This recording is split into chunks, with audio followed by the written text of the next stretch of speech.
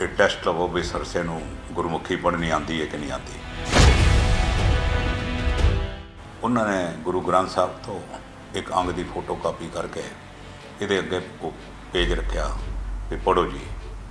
ये बिल्कुल नहीं पढ़ सकिया कुछ भी। इनू ये तो पता लग गया भी ये पंजाबी च लिखा होया है, गुरमुखी जगह, पर इनू ये नहीं सी पता लग रहा भी की लिखा है। पढ़ नहीं सकिया है, अटक अटक के 5-6 लाइना इसने 10-15 मिनट लगाते, पढ़ नहीं सकिया है। और जो भी पढ़िया गलत पढ़िया। फस्ट ईयर तो ड्रॉप आउट है, इन्हें पंजाबी पढ़ी कोई नहीं। और देखो गजब की गल, दिल्ली गुरुद्वारा कमेटी के अधीन चलते हुए सुखो स्कूल दे विच जाके सवेरे ये अपने नाम का प्रिंसीपल नूं धमका के सर्टिफिकेट लैके आया भी मैं पंजाबी पढ़िया है जी। ये जे बंदे का दिल्ली गुरुद्वारा कमेटी के उपर बैठना और सिखां दे मसलियां दे उपर डिस्कशन करनी, जिसनों गुरु ग्रंथ साहब बारे ना पढ़ना आंदा ना गुरमुखी लिखनी आती है, एक बड़ा बड़ा अनर्थ हैगा। हुण तो हाई कोर्ट ने रस्ता खोल दिता है, जेड़े जेड़े मैंबर नहीं पढ़ सकते, गुरु ग्रंथ साहब तो पाठ नहीं कर सकते, उन्हों दी मैंबरियां रिजैक्ट होणगियां, भावें जो मर्जी हो जाए। डायरैक्टर गुरुद्वारा इलैक्शनस ने समनिंग की सी सरसे की भी, क्योंकि हाई कोर्ट के हुक्म सन बई तुसीं दसो ये टैसट लवो भी सरसे नूं गुरमुखी पढ़नी आती है कि नहीं आती। सो डायरैक्टर साहब ने हाई कोर्ट के हुक्मां के अनुसार सरसे नूं कल बुलाया। 4:30 बजे सरसा उत्थे आ गया। एज ए पटिशनर मैनूं इस गल की इजाज़त मिली भी मैं भी उत्थे बैठ सकदा, तो मैं उत्थे बैठा। इसने पहले तो बड़ी बहस बवासा किया डायरैक्टर नाल, फिर अखीर च उन्हें कहा जी हाई कोर्ट के आर्डर हैं, तुसीं देना तो दिओ, नहीं देना तो ना दिओ। फिर ये मन गया, कहता जी लवो जी। उन्होंने गुरु ग्रंथ साहब तो एक अंग की फोटो कापी करके ये अगे पेज रखा भी पढ़ो जी। ये बिल्कुल नहीं पढ़ सकिया कुछ भी। इनू ये तो पता लग गया भी ये पंजाबी च लिखा होया है, गुरमुखी जगह, पर इनू ये नहीं सी पता लग रहा भी की लिखा है। पढ़ नहीं सकिया है, अटक अटक के 5-6 लाइना इसने 10-15 मिनट लगाते, पढ़ नहीं सकिया है। और जो भी पढ़िया गलत पढ़िया। यह बड़े अफसोस की गल है कि दिल्ली सिख गुरुद्वारा प्रबंधक कमेटी के उपर एक बंदे नूं थोप देना पिछले 9 साल तो बादलों वालों, और वो गुरमुखी दे गुरु ग्रंथ साहब का पाठ ही नहीं कर सकता। फिर उन्होंने कहा जी तुसीं पाठ नहीं कर सकते तो तुसीं उन्हें लिख के दिओ। उन्होंने एक अंग होर दिता। जब उन्होंने अंग इनू कहा जी लिखो जी, कहता जी मैं तो नहीं लिखता। मैं उन्होंने कहा जी तुसीं नहीं लिखते तो मैं तुहानूं ऑफर होर देना, होर कोई अंग तुसीं अपने कोलों भी दस सकते हो जिहड़ा तुसीं लिख सकते हो। एनी मैं तैयार हैगा, मैं हुणे कढ़ के ऐप चों ते वो पेज तुहाडे अगे रख देना। इसने मना कर दिता जी ना मैं लिखदा ना मैं लिखांगा, है जी, तो तुसीं जो लैण करना कर लो।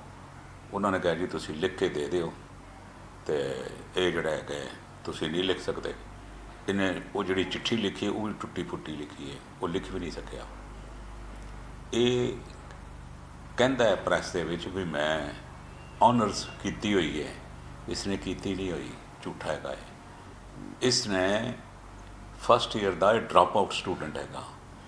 अज तो 25-30 साल पहले खालसा कॉलेज दे विच उन्हां नूं एडमिशन पंजाबी ऑनर्स की मिल जाती सी, जिहड़े बिल्कुल निखिद्ध होंदे सन, जिन्हां पंजाबी पढ़ी नहीं सी होंदी। फस्ट ईयर तो ड्रॉप आउट हैगा, इन्हें पंजाबी पढ़ी कोई नहीं। और देखो गजब की गल, दिल्ली गुरुद्वारा कमेटी के अधीन चलते हुए सुखो स्कूल दे विच जाके सवेरे ये अपने नाम का प्रिंसीपल नूं धमका के सर्टिफिकेट लैके आया भी मैं पंजाबी पढ़िया है जी। जस्ट इमैजिन, अपने स्कूल कोलों ये सर्टिफिकेट लैके आ रहा है मैं पंजाबी पढ़िया हाँ। ये जियां हरकतां नौसरबाजी, एक परजरी का केस जो रस्ते बनता है। असी होर भी डायरैक्टर साहब ने कहा भी मैनूं शक हैगा ये रहत मर्यादा रखता कि नहीं रखता, इसकी वीडियोग्राफी शरीर की की जाए। मैनूं शक हैगा ये पूरा गुरसिख नहीं हैगा है, पर डायरैक्टर साहब ने मेरी मंग नूं नहीं मनिया, स्वीकार करता, इनकार करता। पर साडा ये कहना है ਇਹ ਜੇ ਬੰਦੇ ਦਾ ਦਿੱਲੀ ਗੁਰਦੁਆਰਾ ਕਮੇਟੀ ਦੇ ਉੱਪਰ ਬੈਠਣਾ ਔਰ ਸਿੱਖਾਂ ਦੇ ਮਸਲਿਆਂ ਦੇ ਉੱਪਰ ਡਿਸਕਸ਼ਨ ਕਰਨੀ, ਜਿਸ ਨੂੰ ਗੁਰੂ ਗ੍ਰੰਥ ਸਾਹਿਬ ਬਾਰੇ ਨਾ ਪੜ੍ਹਨਾ ਆਉਂਦਾ ਨਾ ਗੁਰਮੁਖੀ ਲਿਖਣੀ ਆਉਂਦੀ ਹੈ, ਇੱਕ ਬੜਾ ਵੱਡਾ ਅਨਰਥ ਹੈਗਾ, ਘੋਰ ਪਾਪ ਹੈਗਾ ਜਿਹੜਾ ਸਿੱਖਾਂ ਨੇ ਬਾਦਲਾਂ ਨੇ ਦਿੱਲੀ ਦੇ ਸਿੱਖਾਂ ਨਾਲ ਕੀਤਾ। ਮੈਂ ਦੀ ਡਾਇਰੈਕਟਰ ਸਾਹਿਬ ਅੱਗੇ ਪੁਰਜ਼ੋਰ ਅਪੀਲ ਕਰਦਾ, ਫੌਰੀ ਤੌਰ 'ਤੇ ਇਹਦੀ ਮੈਂਬਰ ਬਣਨ ਦੀ ਦਰਖਾਸਤ ਜਿਹੜੀ ਹੈ ਜਾਂ SCPC ਦੀ ਜੋ ਐਪਲੀਕੇਸ਼ਨ ਹੈਗੀ ਇਸ ਨੂੰ ਰਿਜੈਕਟ ਕੀਤਾ ਜਾਏ ਇਮੀਡੀਏਟਲੀ। ਸਰ ਤੁਹਾਨੂੰ ਨਹੀਂ ਲੱਗਦਾ ਕਿ ਇਲੈਕਸ਼ਨ ਜਦੋਂ ਹੁੰਦੇ ਨੇ, ਜਦੋਂ ਨੋਮੀਨੇਸ਼ਨ ਫਾਈਲਾਂ ਹੁੰਦੀਆਂ ਨੇ, ਉਦੋਂ ਵੀ ਜਿਹੜੇ ਮੈਂਬਰ ਨੋਮੀਨੇਸ਼ਨ ਫਾਈਲ ਕਰਦੇ ਨੇ ਉਹਨਾਂ ਨੂੰ ਗੁਰਮੁਖੀ ਪੜ੍ਹਾ ਕੇ ਵੇਖਣੀ ਚਾਹੀਦੀ ਹੈ, ਲਿਖਾ ਕੇ? ਇਸ ਵਾਰ ਕੀਤਾ ਵੀ ਸੀ, ਲੇਕਿਨ ਹਾਲੇ ਵੀ ਕਈ ਮੈਂਬਰ ਨੇ ਜਿਹੜੇ ਨਹੀਂ ਪੜ੍ਹ ਸਕਦੇ। ਇਹ ਹਾਈ ਕੋਰਟ ਨੇ ਰਸਤੇ ਖੋਲ੍ਹ ਦਿੱਤੇ ਨੇ। ਇਸ ਨੇ ਇੱਕ ਇਹ ਵੀ ਗੱਲ ਕਹੀ ਸੀ ਜੀ, ਇਹ ਦਿਖਾਓ ਬਾਣੀ ਕਿਵੇਂ ਤੁਸੀਂ ਪੜ੍ਹਾ ਰਹੇ ਹੋ। ਡਾਇਰੈਕਟਰ ਸਾਹਿਬ ਨੇ ਕਿਹਾ ਗੁਰਬਾਣੀ ਜਿਹੜੀ ਹੈਗੀ ਮੋਸਟ ਅਥੈਂਟੀਕੇਟਿਡ ਗੁਰਮੁਖੀ ਹੈਗੀ, ਇਸ ਕਰਕੇ ਅਸੀਂ ਗੁਰਬਾਣੀ ਪੜ੍ਹਾ ਰਹੇ ਹਾਂ। ਔਰ ਦੂਸਰੀ ਗੱਲ ਹੈ ਵੀ 8-10 ਦਿਨ ਪਹਿਲਾਂ ਜਦ ਪਰਮਜੀਤ ਸਿੰਘ ਸਰਨਾ ਆਪਣਾ ਨੋਮੀਨੇਸ਼ਨ ਭਰਨ ਗਿਆ ਸੀ, ਉਸ ਕੋਲ ਵੀ ਇੰਜਾਫ ਸਾਹਿਬ ਸਰਵਣ ਕਰਾਇਆ ਗਿਆ ਸੀ ਵੀ ਪੜ੍ਹ ਕੇ ਸੁਣਾ ਦੋ, ਫਿਰ ਲਿਖ ਕੇ ਦੱਸ ਦੋ। ਉਹਨਾਂ ਪੜ੍ਹਿਆ ਵੀ ਹੈ ਅਤੇ ਲਿਖਿਆ ਵੀ ਹੈਗੀ। ਹੁਣ ਤੂੰ ਕਿਉਂ ਅਸੀਂ ਕਰ ਰਹੇ ਹਾਂ ਜਿਹੜੀ ਤੁਸੀਂ ਗੱਲ ਕਹਿ ਰਹੇ ਹੋ? ਹੁਣ ਤਾਂ ਹਾਈ ਕੋਰਟ ਨੇ ਰਸਤਾ ਖੋਲ੍ਹ ਦਿੱਤਾ ਹੈ, ਜਿਹੜੇ ਜਿਹੜੇ ਮੈਂਬਰ ਨਹੀਂ ਪੜ੍ਹ ਸਕਦੇ, ਗੁਰੂ ਗ੍ਰੰਥ ਸਾਹਿਬ ਤੋਂ ਪਾਠ ਨਹੀਂ ਕਰ ਸਕਦੇ, ਉਹਨਾਂ ਦੀਆਂ ਮੈਂਬਰੀਆਂ ਰਿਜੈਕਟ ਹੋਣਗੀਆਂ, ਭਾਵੇਂ ਜੋ ਮਰਜ਼ੀ ਹੋ ਜਾਏ। ਸਰ ਅੱਗੇ ਕੀ ਰਹਿਣ ਵਾਲਾ ਹੈ ਹੁਣ? ਅੱਗੇ ਤਾਂ ਹੁਣ ਦੇਖੋ ਜੀ, ਹੁਣ ਕੀ ਹਾਈ ਕੋਰਟ ਫੈਸਲਾ ਕੀ ਲੈਂਦਾ ਹੈ, ਇਹਦੇ ਬੜੇ ਦੂਰ ਅੰਗਾਮੀ ਜਿਹੜੇ ਨਤੀਜੇ ਜਿਹੜੇ ਨੇ ਇਸ ਚੀਜ਼ ਦੇ ਨਿਕਲਣਗੇ। ਔਰ ਜਿਹੜੇ ਜਿਹੜੇ ਬੰਦੇ ਆਪਣਾ ਧੋਖਾ ਕਰਕੇ ਮੈਂਬਰ ਬਣते हैं उन्होंने ऊपर रोक लगेगी। क्या है कि लगता नहीं है कि कोर्ट के अंदर मामला है और कोर्ट के अंदर ही इन सब चीज़ों का विचार होना चाहिए था, आप अभी खुलासा कर रहे हैं? देखिए, मैंने कोई कोर्ट के फैसले के बारे में टिप्पा टिप्पणी नहीं करी। मैंने तो जो हुआ वो आपको बयान कर दिया। ना मैंने फैसले के बारे में कहा, ना मैंने कोर्ट के बारे में कुछ कहा, ना मैंने डायरेक्टर के रवैये के बारे में कहा।